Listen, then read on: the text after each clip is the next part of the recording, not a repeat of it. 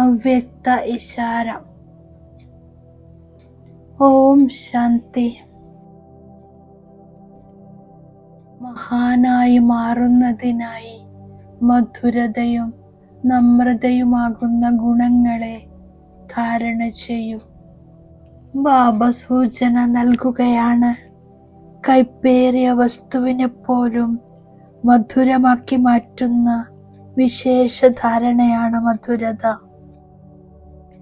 താങ്കളേവരുടെയും മാറ്റത്തിൻ്റെ ആധാരം തന്നെ ബാബയുടെ മധുരമായ വാക്കുകളാണ്.